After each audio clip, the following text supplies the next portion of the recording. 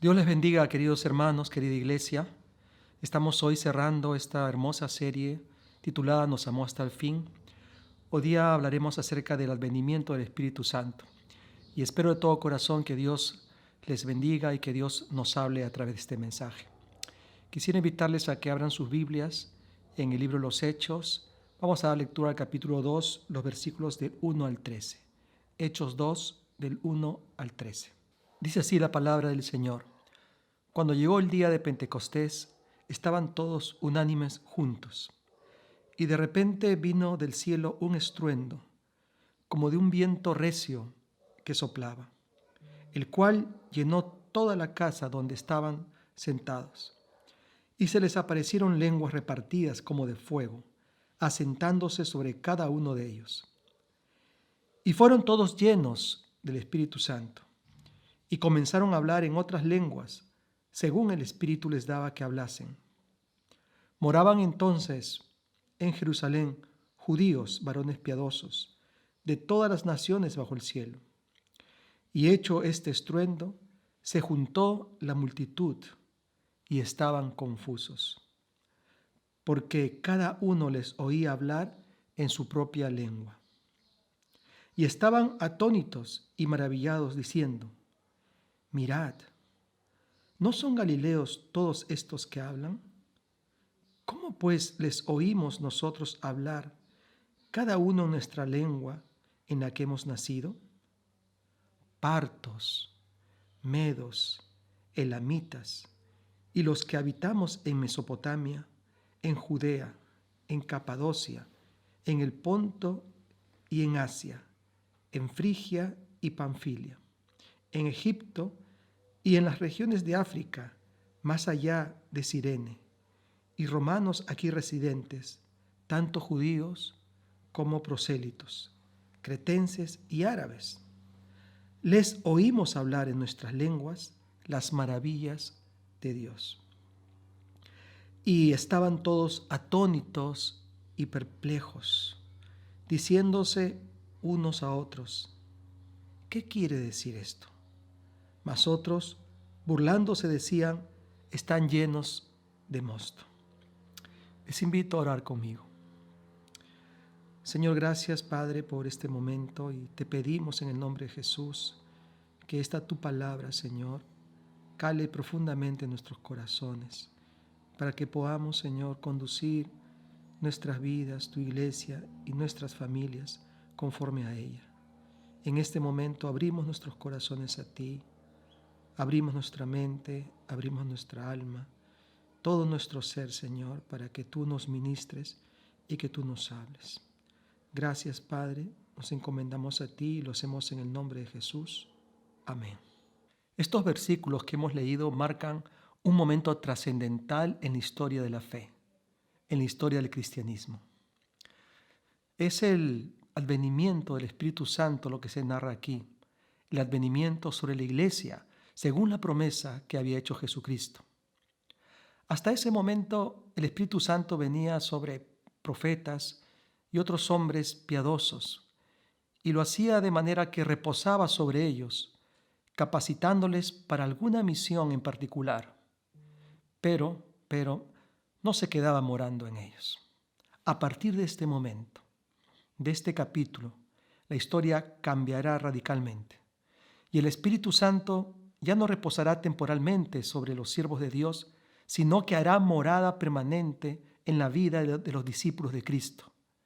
Ya no se irá de ellos, sino que se quedará, repito, permanentemente, convirtiéndolos en templos del Espíritu Santo, viviendo y haciendo morado en ellos, haciendo una obra tan profunda en su interior que les dotará de una fuerza inédita a cada uno de los hombres y mujeres de su pueblo, de tal manera que hará posible que el cristianismo se extienda a tierras muy lejanas, y esto en muy poco tiempo, y aún teniendo muy pocos recursos materiales. ¿Cómo ocurrió? ¿Qué pasó? El relato, como hemos leído, lo tenemos perfectamente narrado en el libro de los Hechos, en la lectura que hemos hecho. Lucas, el escritor de este libro, nos dice lo siguiente. nos dice que era época de Pentecostés.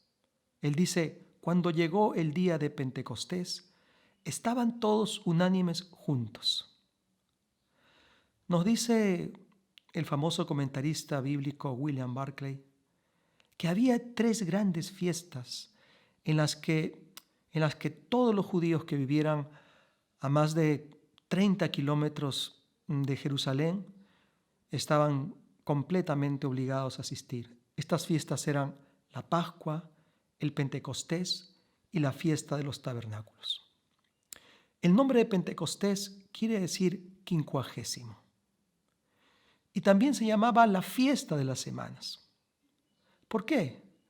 Porque caía en el día 50 después de la Pascua, es decir, una semana de semanas después de la Pascua, 7 semanas después de aquella fiesta tan importante del pueblo judío, venía la fiesta de Pentecostés.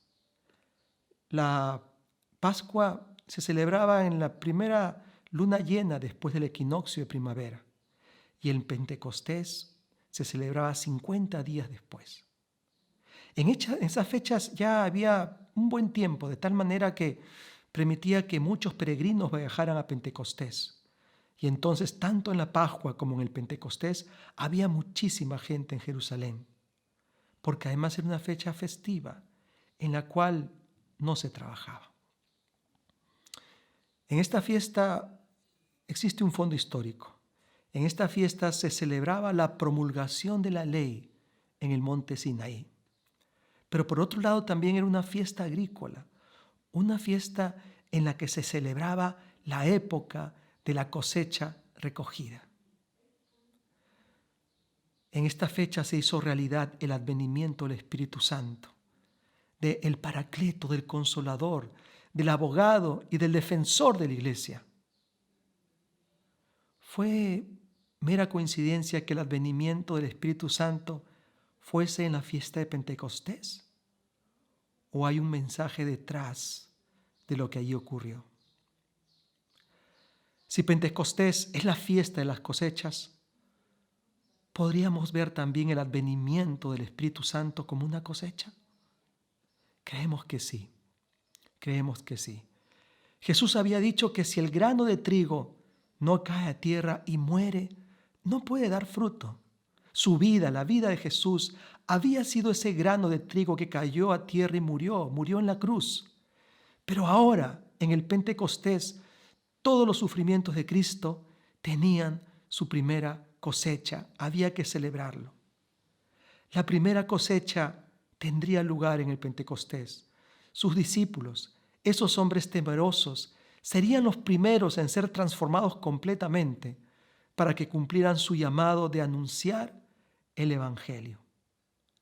Había llegado a ellos el Espíritu de verdad, el Espíritu que los guiaría en su camino hacia la verdad, el Espíritu que les enseñaría nuevas cosas y, por supuesto, como dijo Jesús, también les haría recordar todo lo que Él les había enseñado. El Espíritu Santo les impulsaría acciones valerosas, llenas de amor, que los llevaría a anunciar el mensaje del Evangelio hasta lo último de la tierra conocida en aquel entonces. Esta fue la primera gran cosecha, la cosecha de hombres, la cosecha del nacimiento de la iglesia, la cosecha de la obra redentora de Jesús, la primera cosecha. Es duro y es difícil la siembra, pero la cosecha es motivo de gran alegría. Había llegado el Espíritu Santo y tenía que llegar en la época de la cosecha. Gloria a Dios. Nos dice Lucas que en aquella fiesta estaban todos unánimes juntos. Dice, cuando llegó el día de Pentecostés, estaban todos unánimes y juntos. Antes, en el capítulo 1, encontramos lo siguiente. Dice así, todos estos perseveraban unánimes en oración y ruego con las mujeres y con María, la madre de Jesús, y con sus hermanos. Esto está en el capítulo 1, versículo 14. Jesús les había mandado quedarse en Jerusalén a la espera del Espíritu Santo.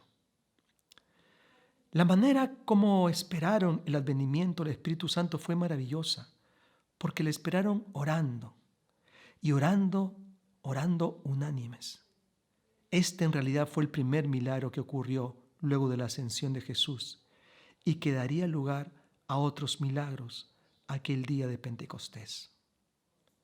Estaban todos juntos en el mismo lugar, en aquel lugar llamado el aposento alto. ¿En qué se fundamentaba la unanimidad? Según lo que hemos leído, se fundamentaba en que estaban unidos en oración. Además, unidos en oración perseverante, constante. Además, unidos también en una oración que era una súplica, que era un ruego, que era una petición a Dios. La iglesia en general y las iglesias locales hemos sufrido muchísimo la falta de unidad.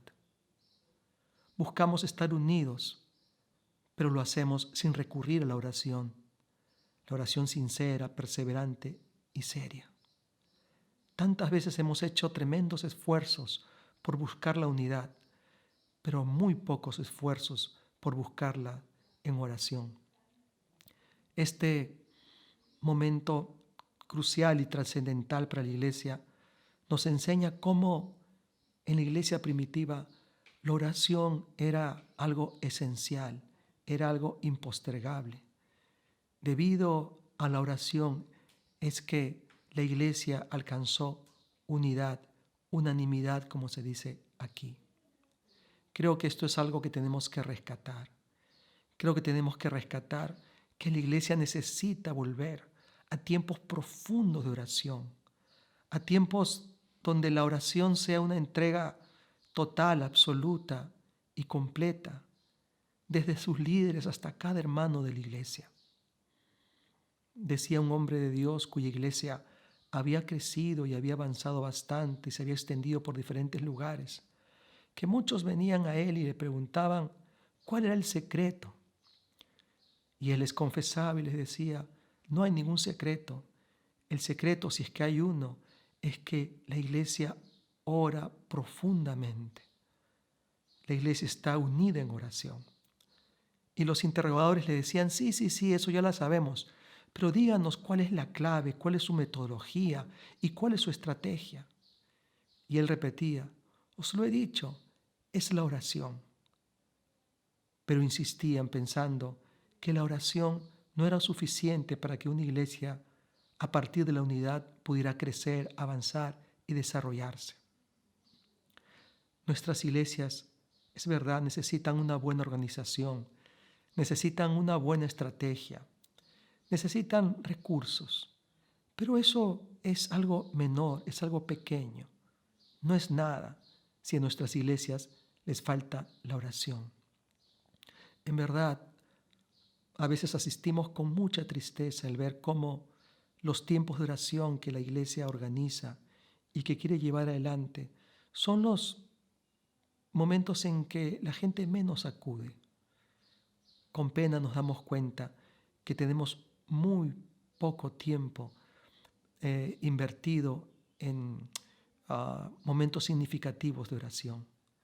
Por eso creo que si queremos realmente tener una iglesia poderosa, llena del Señor, una iglesia donde disfrutemos de unanimidad, de amor, de unidad, tenemos que retomar seriamente momentos profundos de oración.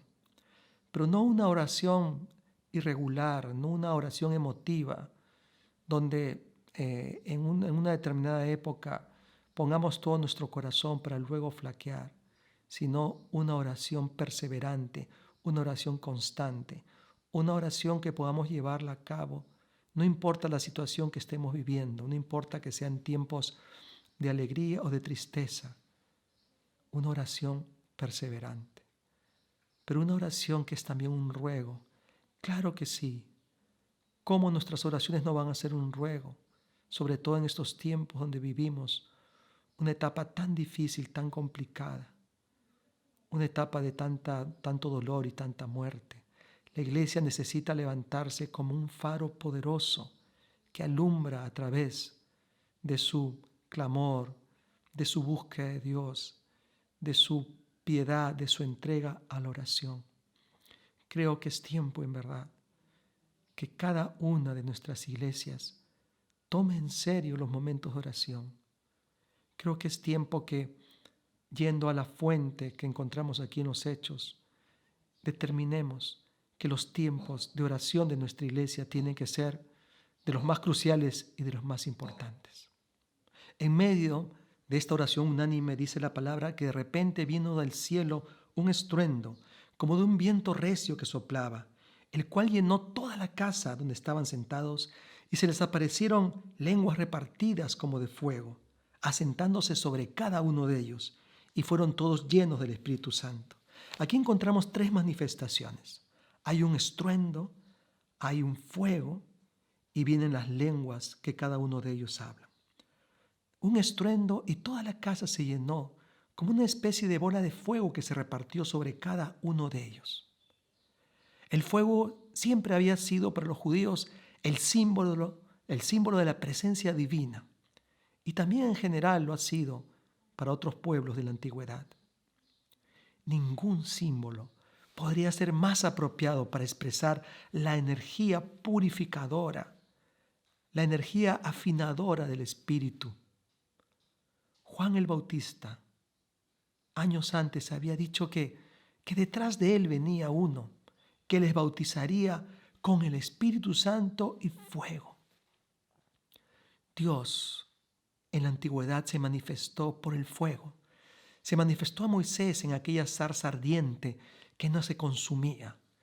Se manifestó a Elías cuando venció a los profetas de Baal clamando a Dios, quien consumió mediante el fuego el sacrificio, enviando una poderosa llama desde lo alto. En la vida de Jesús les había dicho que en poco serían bautizados con el Espíritu Santo. Y eso es lo que ocurrió. Eso es lo que ocurrió. Y les había dicho que ese Espíritu Santo les daría poder cuando hubiese venido sobre ellos. Recibir el Espíritu Santo sería recibir poder. Y entonces dice que todos fueron llenos del Espíritu Santo. Todos. La iglesia de hoy, hermanos, necesita un avivamiento. El fuego real, auténtico de lo alto. No un fuego artificioso y falso, producto de la manipulación, traído por el sonido de altavoces y gritos, sino el de la unanimidad, el del arrepentimiento. Hoy queremos el estruendo, hoy queremos el ruido, pero no queremos el Espíritu. Queremos lo espectacular, pero no queremos cambiar. Queremos el evento, queremos el concierto, pero repelemos la oración sencilla y humilde. No apreciamos la unanimidad. El Espíritu llega donde hay unidad. Por eso es tan contradictorio encontrar personas que digan que están llenas del Espíritu, mientras dañan las iglesias y las congregaciones, quebrando la unidad. Si queremos cumplir con la gran comisión, necesitamos el poder de Dios. Y el poder de Dios no es otra cosa que el Espíritu Santo llenando nuestras vidas cuando vivimos en su presencia, cuando vivimos orando y amándole y guardando la unidad. La llenura del Espíritu Santo no es otra cosa que el control absoluto de Dios de nuestras vidas. Es la rendición de nuestros corazones a Dios. Y esta iglesia fue llena del Espíritu Santo. La primera iglesia fue llena del Espíritu Santo. Nuestras iglesias, repito, necesitan ese fuego del Espíritu Santo. Necesitan ese fuego de Dios. Lo necesitamos urgentemente. No importa el tamaño de la iglesia. No importa si tenemos o no tenemos un local. No importa si tenemos o no recursos materiales. Es que si no tenemos el fuego del Espíritu de Dios, no tenemos absolutamente nada. La iglesia en los Hechos, la iglesia en Jerusalén, era una iglesia pequeña, una iglesia humilde, pero recibió lo más grande que puede recibir una iglesia, esto es, que sus miembros fuesen llenos del Espíritu Santo de Dios. Cuando una iglesia está llena del Espíritu Santo, no hay barreras, no hay fronteras, no hay límites. Es una iglesia que se puede lanzar con poder a la conquista de muchos lugares y de muchos corazones, porque el poder no nace de ella, sino viene de lo alto. Es un poder capaz de conquistar los corazones y traerlos rendidos a Jesucristo. Dejemos que el Espíritu Santo nos gobierne, dejemos que el Espíritu Santo nos controle, dejemos que el Espíritu Santo nos llene. No se trata tanto de buscar experiencias espectaculares. Si quiere, Dios las dará. Si no quiere, Dios no las dará. Pero sí se trata de vivir una vida de humildad, de unidad, de oración, para que podamos ser llenos de su presencia. Cuando esto ocurra, veremos enormes cambios en nuestra vida, enormes cambios en nuestros corazones. Veremos enormes cambios en nuestra iglesia. Nuestra iglesia se hará sensible a la voz de Dios. Nuestra iglesia se hará sensible al corazón del Señor. Y entonces, como dice el siguiente punto de este mensaje, podremos lanzarnos completamente a anunciar las maravillas del Señor.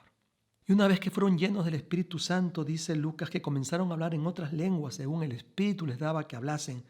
Dice que moraban en Jerusalén judíos, varones piadosos, de todas las naciones bajo el cielo.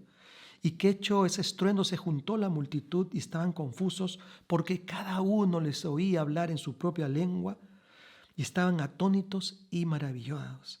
Hablaban en su propia lengua las maravillas del Señor. Y aquí hay otro hecho milagroso.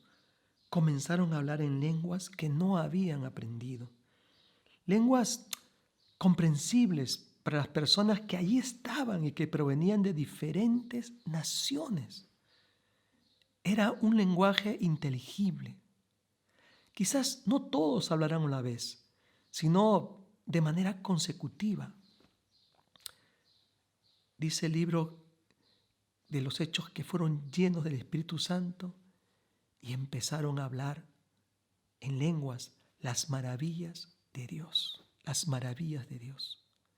Según el verbo original en el griego, hablaban con ardor, hablaban con pasión, según el Espíritu les daba que hablasen. Qué tremendo es, como he dicho, saber que ellos hablaban las maravillas de Dios. Y no solamente el contenido del mensaje era maravilloso, era magnífico, sino que lo hacían con pasión y lo hacían con ardor. Esto es lo que produce la venida del Espíritu Santo sobre la vida de una persona. No se puede ya vivir ni compartir el Evangelio con frialdad. Se vive y se comparte con pasión, con todo el corazón. Y esa pasión llegaba a cada una de las personas que se habían arremolinado alrededor del aposento alto. Sin duda, ese fervor y ese corazón con el que hablaban era producto de la llenura del Espíritu Santo, y entonces los corazones de estas personas que estaban escuchando empezaron a ser tocados. Como dije hace un momento, se trataba de un pequeño grupo. De esos largos 3 años de ministerio de Jesús, allí en el aposento alto apenas habían 120 personas entre hombres y mujeres. Un grupo bastante reducido en relación al tremendo ministerio de Jesús durante todos los años que estuvo entre el pueblo de Israel. Un pequeño grupo. Y sin embargo, cuando ese pequeño grupo fue llenado con el Espíritu Santo de Dios, empezaron a comunicar el mensaje y el Evangelio con tal poder que ya no lo hacían con miedo ni temor, sino que lo hacían con pasión, con ardor y con todo su corazón. A veces uno se siente muy pequeño y muy limitado porque pensamos que no tenemos los recursos suficientes o decimos somos tan poquitos en la iglesia que no podemos impactar nuestra sociedad. No se trata de mirarnos a nosotros, no se trata de los recursos que poseemos. E insisto en esto, se trata del recurso superior que es la presencia del Espíritu Santo en el corazón de nuestra iglesia. Querido pastor, queridos hermanos, ¿hasta dónde quieres que llegue el grado de influencia de tu iglesia?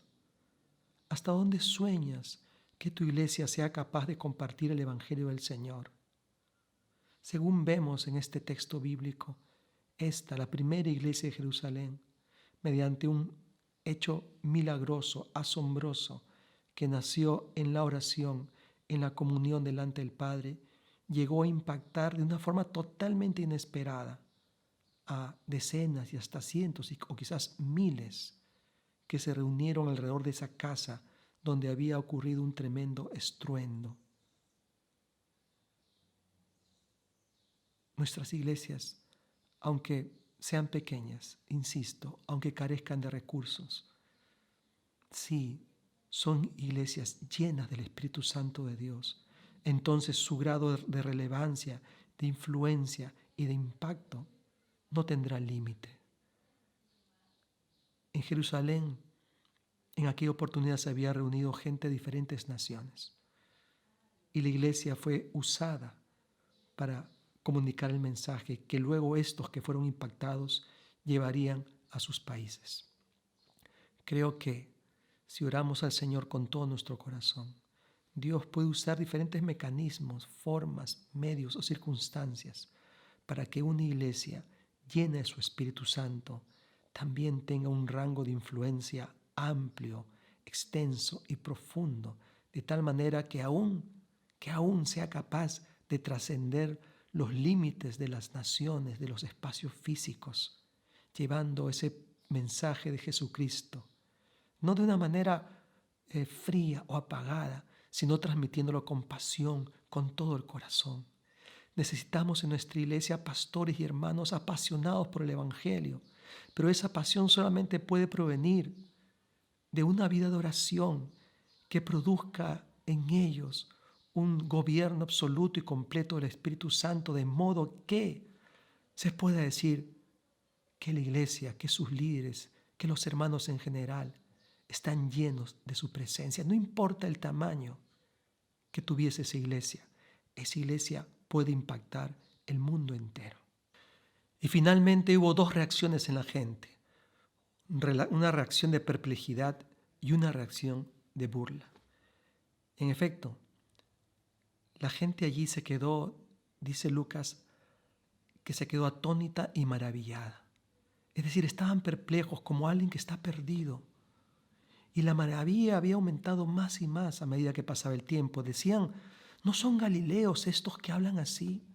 Los galileos tradicionalmente hablaban un arameo rudo, un griego burdo. No tenían destrezas en los idiomas y de pronto exhibían unas cualidades lingüísticas impresionantes. Y entonces la gente allí estaba atónita, estaba maravillada y estaba perpleja. Pero había también otro grupo que se burlaba y decía, estos hombres están llenos de mosto, es decir, están embriagados. Si hay algo que produce la comunicación del Evangelio de forma apasionada y llena del Espíritu de Dios, si hay algo que produce en la gente que lo oye y que lo escucha, es todo menos indiferencia. Es todo menos indiferencia. Siempre habrá un grupo que se caerá perplejo, atónito, es decir, confundido, sin saber qué hacer, que empezará a mirar a Dios y se dará cuenta del estado y la situación de su vida. Y también habrá otro grupo de personas que o se burlarán, se rechazarán o hasta perseguirán el mensaje. Pero cuando el Espíritu de Dios se mueve en el corazón de las personas, cuando estas personas están llenas de ese Espíritu del Señor y entonces transmiten y comunican el mensaje, repito, este mensaje nunca deja indiferente al público, a la gente que lo oye. Quiero concluir. Anhelo con todo mi corazón,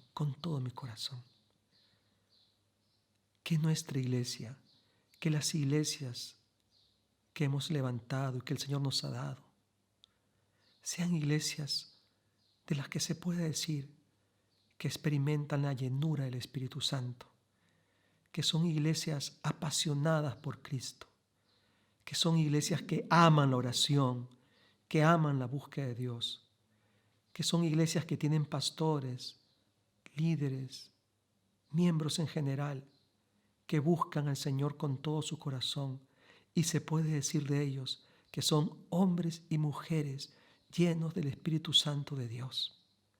Entonces así y solo así transmitiremos el Evangelio con poder. Lo comunicaremos de tal manera que los corazones serán conmovidos, serán quebrantados, y entonces el mensaje de Cristo transformará vidas. Habrán conversiones. El mensaje de Cristo seguirá avanzando y extendiéndose. No mires el tamaño actual de tu iglesia y ni mires tus escasos recursos. Mira el recurso más grande que tienes, que es el poder de Dios sobre nosotros, sus promesas. El hecho de que Jesús dijo que seríamos bautizados con Espíritu Santo y fuego. Hay fuego de Dios en nuestros corazones, hay fuego de Dios en nuestras vidas. Anhela ese fuego de Dios en tu iglesia, que tu iglesia arda con ese fuego de Dios, que tu iglesia espiritualmente sea una iglesia apasionada, llena del Señor, que haga un impacto profundo en el vecindario y aún más allá. Hoy, ante esta situación de tanta desesperanza, de tanta perplejidad y de tanto dolor, el Señor nos da una puerta para que la iglesia una vez más le busque con desesperación, con oración, imitando esta iglesia del primer siglo. Y entonces esa oración, si es unida, si nos trae un espíritu de unanimidad, esta oración atraerá el poder de Dios sobre nosotros y entonces el mundo entero le conocerá. Busquemos a Dios como lo hizo esta iglesia, queridos hermanos. Sigamos este ejemplo a nivel personal como a nivel colectivo. Está tan clara la Escritura que creo que no tenemos excusa para no trabajar, para no buscar la presencia real de Dios en nuestras vidas, repito, y también en nuestras iglesias. Que Dios os bendiga.